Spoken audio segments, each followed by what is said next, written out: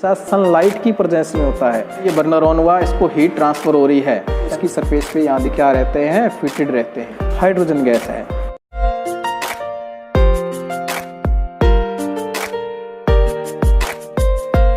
Hello दोस्तों, मैं doctor Jaswant Singh आपका स्वागत करता हूँ मेरे चैनल के ऊपर।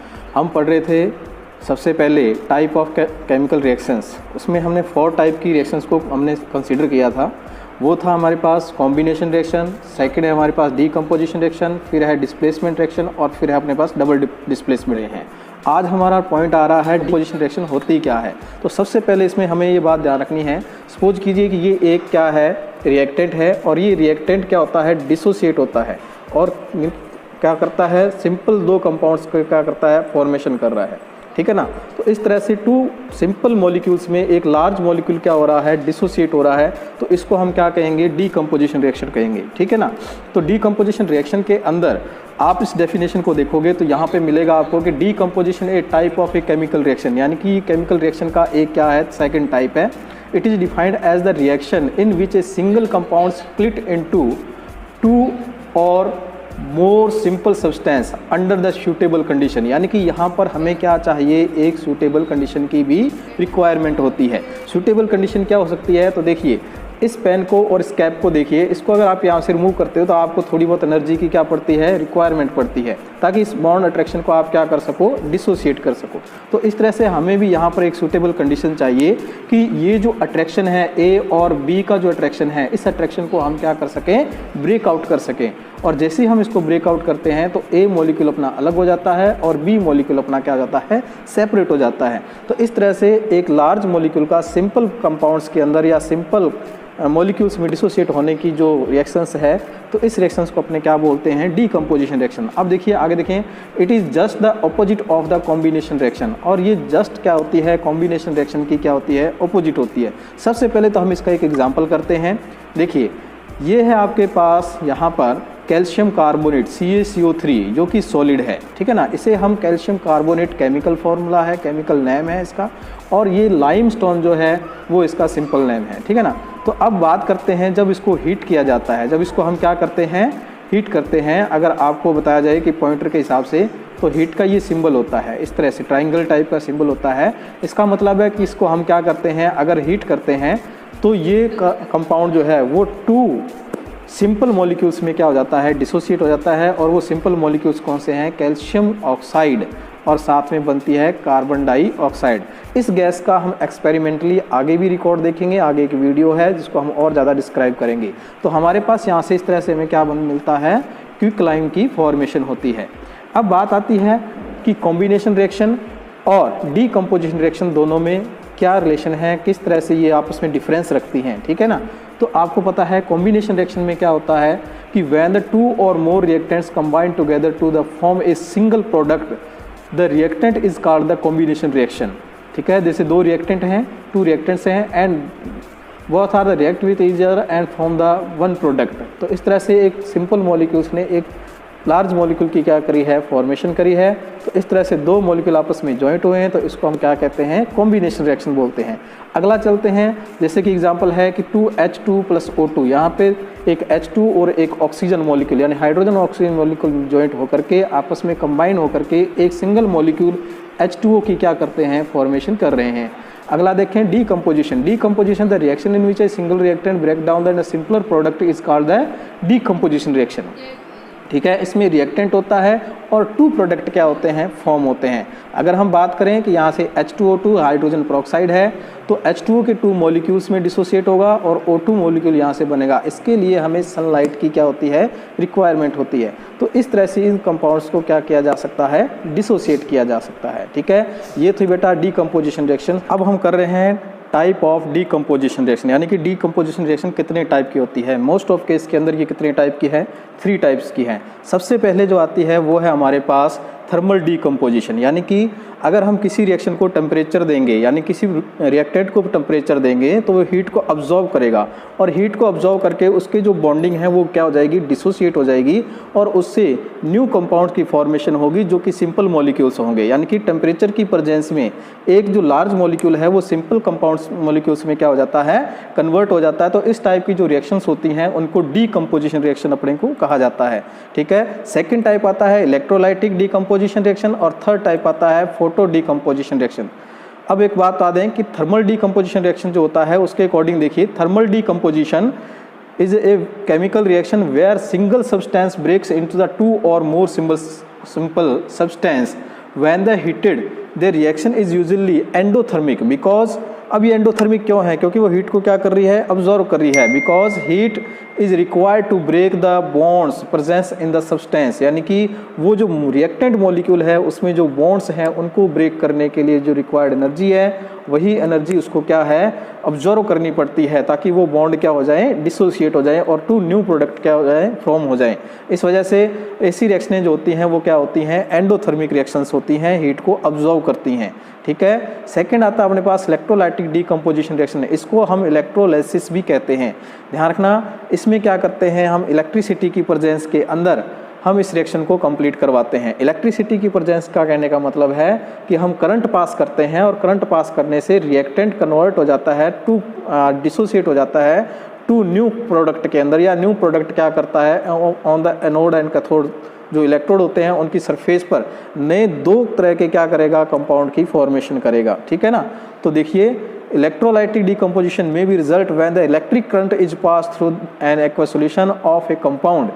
A good example is the electrolysis of water. जब हम वाटर का इलेक्ट्रोलाइसिस करवाते हैं तो वाटर का इलेक्ट्रोलाइसिस करवाने पर हमारे पास क्या फॉर्म होता है, हाइड्रोजन गैस और ऑक्सीजन गैस की फॉर्मेशन होती है। आपने देखा था कि H2 + O2 जॉइंट होकर के क्या बनाते थे, कॉम्बिनेशन रिएक्शन के अंदर H2 मॉलिक्यूल बनाते थे। लेकिन अगर हमें उनको डिसोसिएट करना है, अगर हमें उसको डिसोसिएट करना है तो हमें उनका क्या करवाना पड़ेगा, इलेक्ट्रोलाइसिस करवाना पड़ेगा। और इलेक्ट्रोलाइसिस जैसे करवाते हैं तो H2 गैस और ऑक्सीजन गैस की क्या होती है, फॉर्मेशन होती है। कैथोड के ऊपर हाइड्रोजन गैस, जबकि एनोड के ऊपर क्या होती है, ऑक्सीजन गैस की लिबरेशन होती है।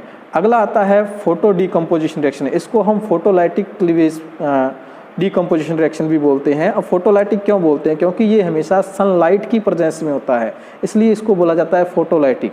ठीक है, तो देखिए photolytic decomposition is a chemical reaction in which a substance is broken down into simple substance by the exposure of to light of photons।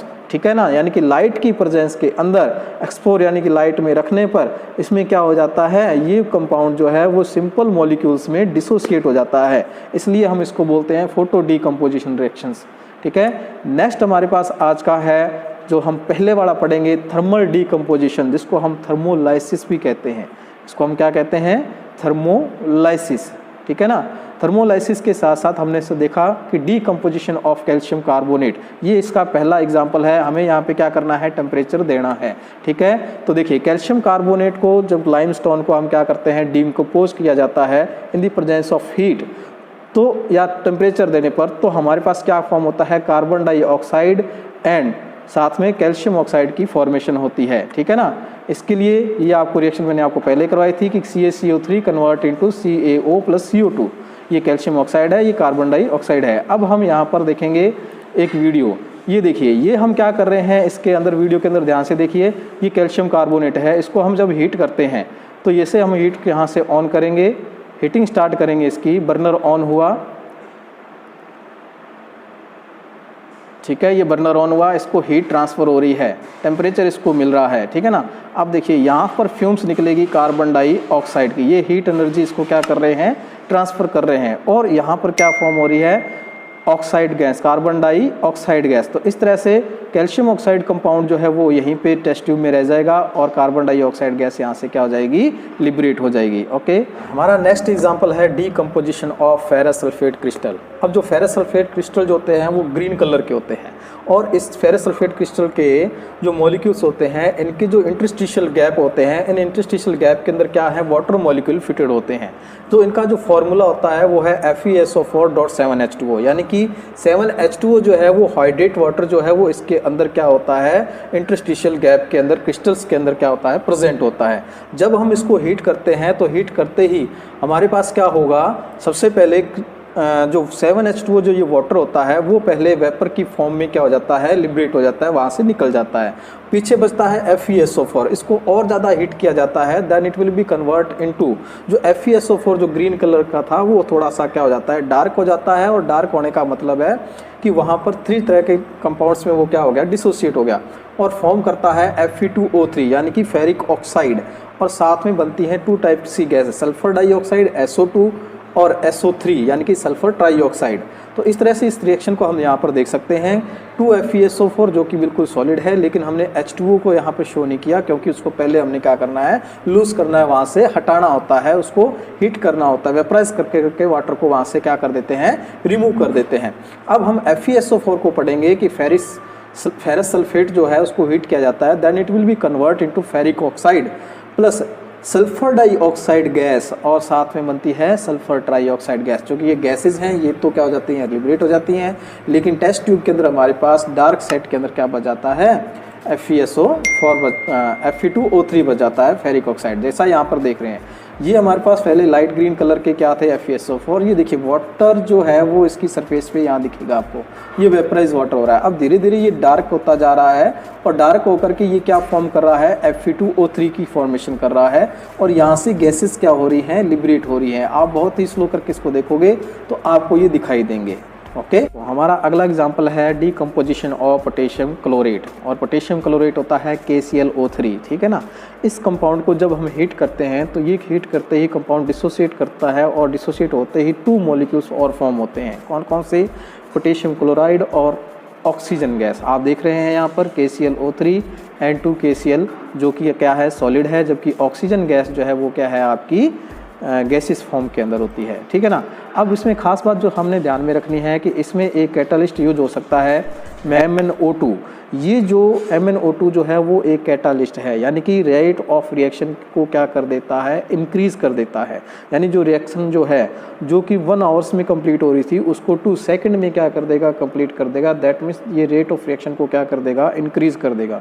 और जो बनने वाले प्रोडक्ट हैं या केमिकल रिएक्शन की जो प्रोसेस है उसको कहीं से वो क्या नहीं करेगा, इफ़ेक्ट नहीं करेगा और ख़ुद रिएक्शन में पार्टिसिपेट बिल्कुल भी नहीं करता है। यानी कि अगर हम MnO2 डाल देंगे इसके अंदर तो हमारे पास सिर्फ और सिर्फ रेट ऑफ रिएक्शन इंक्रीज होगी। हमारा KClO3 को हीट करेंगे प्लस MnO2 तो ये हमेशा ही पोटेशियम क्लोराइड और 3 ऑक्सीजन मॉलिक्यूल ही फॉर्म करेगा, लेकिन इसकी रेट यानी कि स्पीड बहुत क्या हो जाएगी, ज़्यादा हो जाएगी।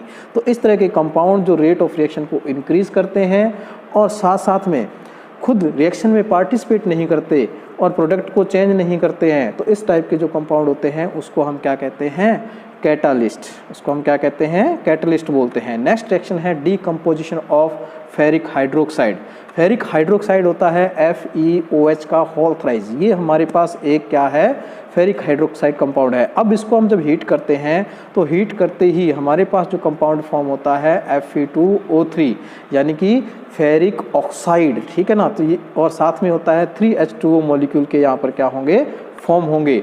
और नेक्स्ट आता है हमारे पास decomposition of hydrated oxalic acid. तो देखिए H2C2O4 ये हमारे पास ऑक्जेलिक एसिड है, लेकिन इनके अंदर H2O मॉलिक्यूल क्या होते हैं, क्रिस्टलाइज होते हैं और क्रिस्टल वाटर के रूप में क्या होते हैं, प्रेजेंट होते हैं। अब आपके दिमाग में फॉर्मूला आएगा कि सर ये क्रिस्टल वाटर क्या होता है, न्यू हाइड्रेट फंक्शन क्या हो गया, ठीक है ना।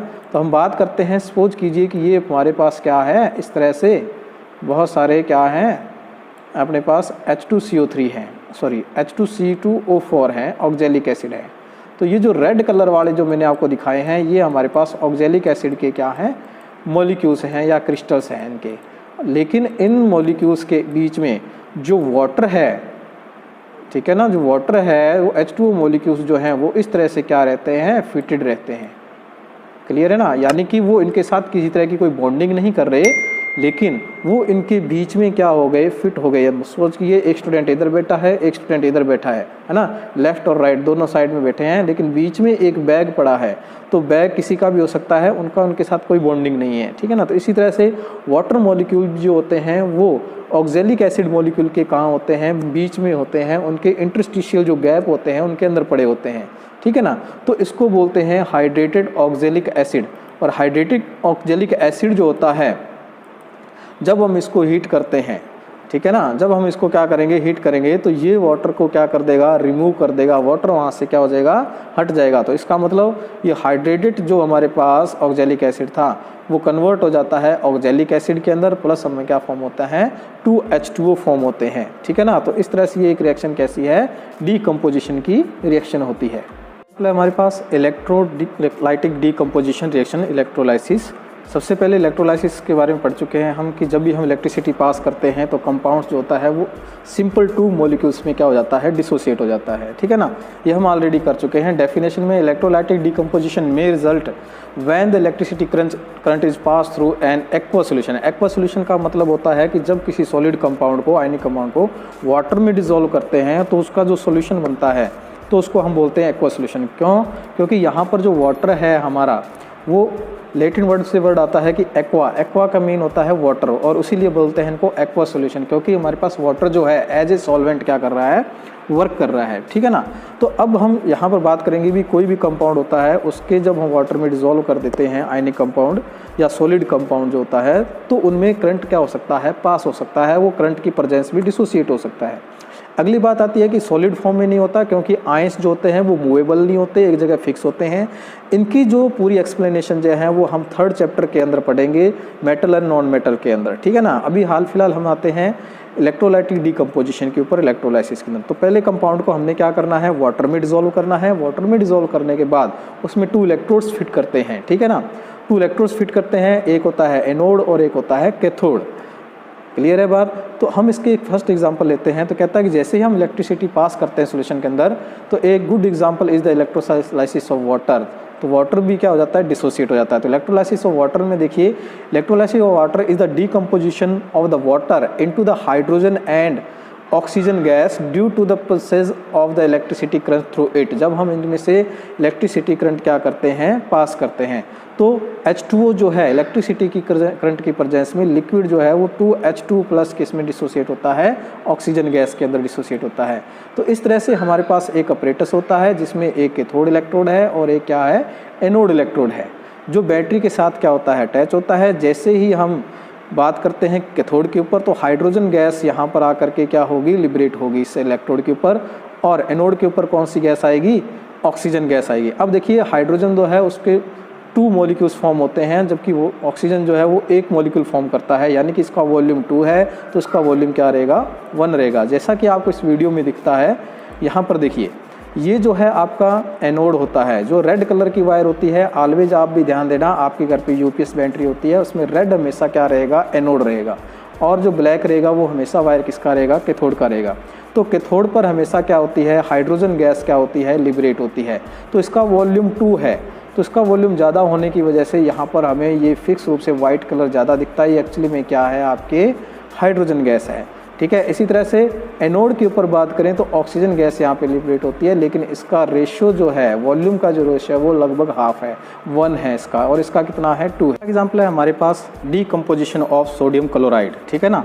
तो डीकम्पोजिशन ऑफ सोडियम क्लोराइड जो है वो भी हम क्या करते हैं, इलेक्ट्रिक करंट पास कर करके इसका डीकम्पोजिशन किया जा सकता है। तो आप देखते हैं, on the passing the electricity through the molten sodium chloride, यानी कि इस मोल्टन स्टेट के अंदर इसको पास करते हैं, it decompose into sodium and the chloride. जैसे भी हमने किया NaCl, इनको पहले मेल्टिंग स्टेट में ले आया, इसको हीट किया, गर्म किया, मोल्टन स्टेट आ जाएगी, इसमें इलेक्ट्रिसिटी पास करते हैं, तो 2Na एंड Cl2 यहाँ पर क्या होता है, क्लोरीन गैस फॉर्म होती है।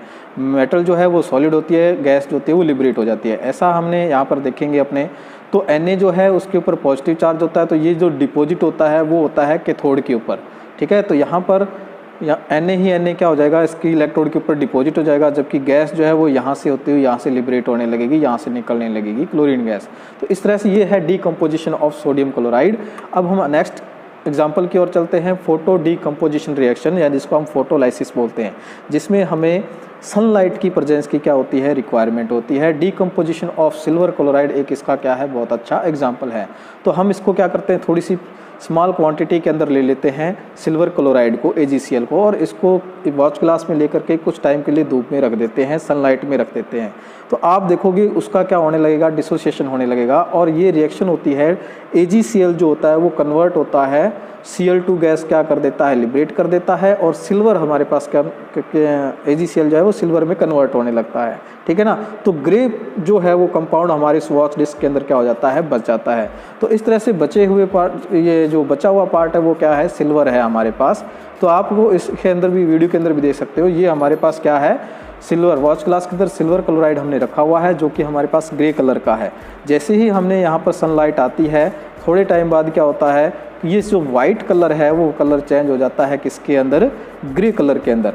यानी अब ये जो ग्रे कलर है वो कौन से कंपाउंड का हो गया, आपका सिल्वर। यानी कि सिल्वर जो है, AgCl जो था वाइट कलर का, वो कन्वर्ट हो चुका है किसके अंदर, सिल्वर के अंदर। इसी तरह से हमारे पास नेक्स्ट एग्जांपल जो आता है वो है AgBr, यानी कि सिल्वर ब्रोमाइड। ये लाइट येलो कलर का होता है, इसको भी अगर आप धूप में रख दें तो ये कलर भी क्या हो जाता है, ब्रोमीन जो है वेपर की फॉर्म में निकल जाता है। वास्तविकता में देखा जाए तो ब्रोमीन जो है वो लिक्विड स्टेट के अंदर होता है, बट यहाँ पर हीट की प्रेजेंस में वो वेपर की फॉर्म में वहाँ से क्या हो जाता है, इवेपोरेट हो जाएगा।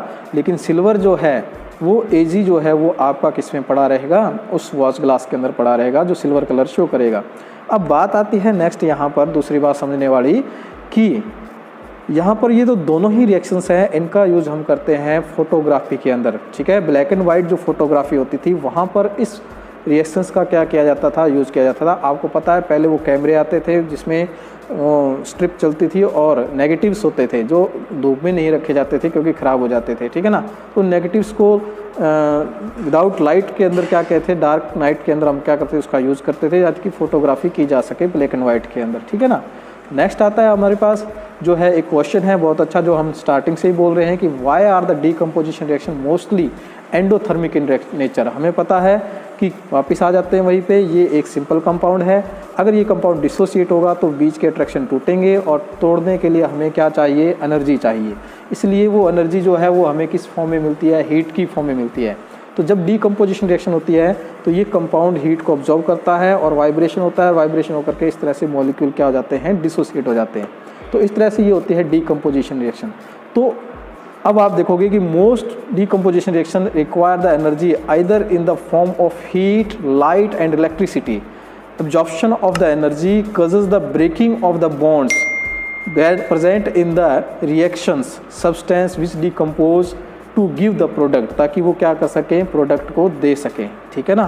तो इस तरह से ये आज का टॉपिक अपना ख़त्म होता है। Thank you for watching, like this video and please subscribe this YouTube channel. Okay, bye बेटा।